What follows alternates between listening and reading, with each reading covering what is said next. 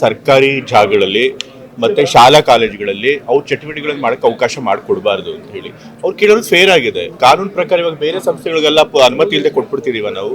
ಪಾರ್ಕ್ಗಳಲ್ಲಿ ಯಾವ ಸಂಸ್ಥೆ ಅಂತಂದ್ರೆ ಆ ಸಂಸ್ಥೆಯವ್ರು ಹೋಗ್ಬಿಟ್ಟು ಅಲ್ಲಿ ತಮ್ಮ ಚಟುವಟಿಕೆಗಳು ಮಾಡಕ್ಕೆ ಅವಕಾಶ ಕೊಡ್ತಾ ಇದೀವ. ಪಥಸಂಚಲನ ಮಾಡಕ್ಕೆ ಸುಮ್ಮನೆ ಅವ್ರಿಗೆ ಬೇಕಾದಾಗ ಅವಕಾಶ ಮಾಡಿಕೊಡ್ತಿದ್ದೇವೆ. ಇಲ್ಲ ತಾನೆ, ಇಡೀ ದೇಶಕ್ಕೆ ಒಂದು ಕಾನೂನು, RSS ಅವ್ರಿಗೆ ಒಂದು ಕಾನೂನು ಯಾಕೆ? ಎಲ್ಲರಿಗೂ ಒಂದೇ ಕಾನೂನು, ಕಾನೂನು ಹಿಡಿಯಲು ಎಲ್ಲರೂ ಒಬ್ಬರೇ. ಸೊ ಹಾಗಾಗಿ ಪ್ರಿಯಾಂಕಾ ಖರ್ಗೆ ಅವರು ಹೇಳೋದು ಕರೆಕ್ಟ್ ಆಗಿದೆ. ಮತ್ತು RSS ಬರೀ ಒಂದು ಕಲ್ಚರಲ್ ಸಂಸ್ಥೆ ಅಲ್ಲ, ಅದು ಒಂದು ರಾಜಕೀಯ ಸಂಸ್ಥೆ. ಅವರು ಒಂದು ನಿರ್ದಿಷ್ಟವಾದಂಥ ಸಿದ್ಧಾಂತ ಇಟ್ಕೊಂಡು ಅದನ್ನ ಎಲ್ಲರಿಗೂ ಹರಡಬೇಕು ಅಂತ ಹೇಳಿ ಪ್ರಯತ್ನ ಮಾಡ್ತಿದ್ದಾರೆ. ಶಾಲಾ ಕಾಲೇಜುಗಳಲ್ಲಿ ಆ ರೀತಿ ಯಾವುದೇ ಒಂದು ಅಜೆಂಡಾ ಇಟ್ಕೊಂಡು ಕೆಲಸ ಮಾಡುವಂಥ ಸಂಸ್ಥೆಗಳಿಗೆ ಅವಕಾಶ ಮಾಡಿಕೊಡ್ಬಾರ್ದು. ಅವ್ರಿಗೇನಾದರೂ ಇದ್ದರೆ ಅನುಮತಿ ತಗೊಂಡು ನಂತರ ಅವರ ಕಾರ್ಯಕ್ರಮಗಳನ್ನ ಮಾಡ್ಬೋದು. ಅನುಮತಿ ಇಲ್ಲದೇನೆ ನಾವು ಕಾರ್ಯಕ್ರಮ ನಡೆಸ್ತೀವಿ ಅಂತಂತಂದ್ರೆ ಅವ್ರೇನು ಕಾನೂನು, ಸಂವಿಧಾನ ಅಥವಾ ಕಾನೂನಿಗಿಂತ ಮೇಲಲ್ಲ. ಎಲ್ರಿಗೂ ಕಾನೂನು ಹೇಗೋ ಅದೇ ರೀತಿ ಅವ್ರಿಗೂ ಅಪ್ಲೈ ಆಗುತ್ತೆ. ಈಗ ಮುಖ್ಯಮಂತ್ರಿಗಳು ಹೇಳಿದ್ದಾರೆ ಪರಿಶೀಲನೆ ಮಾಡಿ ಕ್ರಮ ತೆಗೆದುಕೊಡಿ ಅಂತ.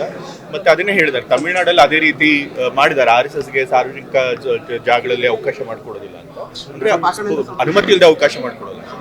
ನಾವು ಯಾರ್ದು ಹಕ್ಕು ಕಿತ್ಕೊಳ್ತಿಲ್ಲ, ಅವ್ರು ಅನುಮತಿ ತಗೊಂಡು ಕಾನೂನು ಪ್ರಕಾರ ಏನಿದೆ ಆ ರೀತಿ ಮಾಡಲಿ. ಸೊ ಹಾಗಾಗಿ ಅಲ್ಲಿ ಆ ರೀತಿ ಕಾನೂನುಗಳನ್ನು ತಂದಿದ್ದಾರೆ, ಅದನ್ನ ನೋಡ್ಕೊಂಡು ನಾವು ಕೂಡ ಅದನ್ನೇ ಮಾಡಬೇಕು ಅಂತ ಪ್ರಯತ್ನ.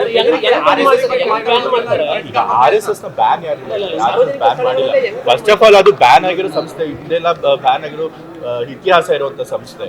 ಸೊ ಆದ್ರೂ ಕೂಡ ನಾವೇನು ಬ್ಯಾನ್ ಮಾಡಕ್ ಕೊಟ್ಟಿಲ್ಲ, ನಾವೇನು ಕಾನೂನು ಬಾಹಿರವಾದಂತ ಕೆಲಸ ಮಾಡಿಲ್ಲ. ಸಾರ್ವಜನಿಕ ಸಭೆಗಳಲ್ಲಿ, ಶಾಲಾ ಕಾಲೇಜುಗಳಲ್ಲಿ ಅನುಮತಿ ಇಲ್ಲದೆ ತಮಗೆ ಬೇಕಾದ ಚಟುವಟಿಕೆ ಮಾಡಕ್ಕೆ ಅವಕಾಶ ಮಾಡಿಕೊಡ್ಬಾರ್ದು ಅನ್ನೋದು ಕಡಿಮೆ.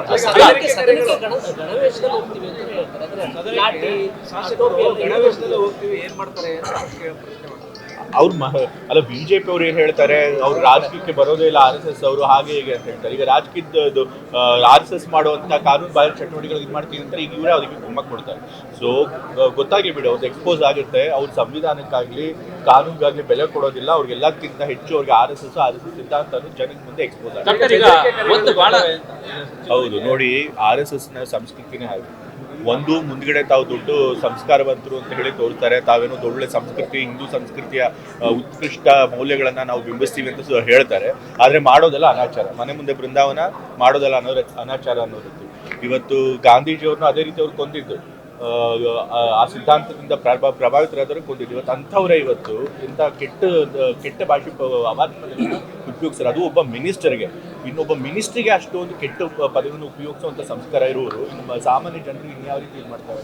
ಸೊ ಕಾನೂನು, ಸಂವಿಧಾನ ಯಾವುದಕ್ಕೂ ಗೌರವ ಕೊಡದಿರುವಂಥ ಒಂದು ಸಂಸ್ಥೆ. ಸೊ ಹಾಗಾಗಿ ಸರ್ಕಾರ ಸರಿಯಾದ ಕ್ರಮ ತೆಗೆದುಕೊಳ್ಳದೆ, ಖರ್ಗೆ ಅವ್ರು ಸರಿಯಾಗಿ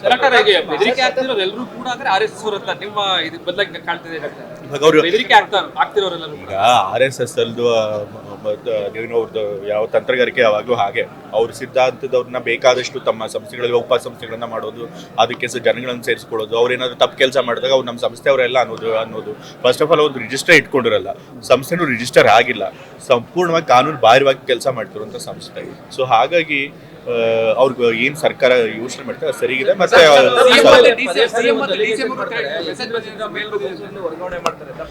ಪ್ರತಾಪ್ ಸಿಂಹ ಯಾರ್ರಿ?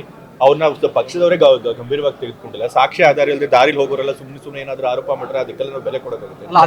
ಅವ್ರ ಪಕ್ಷನೇ ಅವ್ರಿಗೆ ಗೌರವ ಕೊಟ್ಟಿಲ್ಲ, ಅವ್ರನ್ನ ಗಂಭೀರವಾಗಿ ತೆಗೆದುಕೊಳ್ಳೋದು ನಾವ್ಯಾಕೆ ತಗೋಬೇಕು?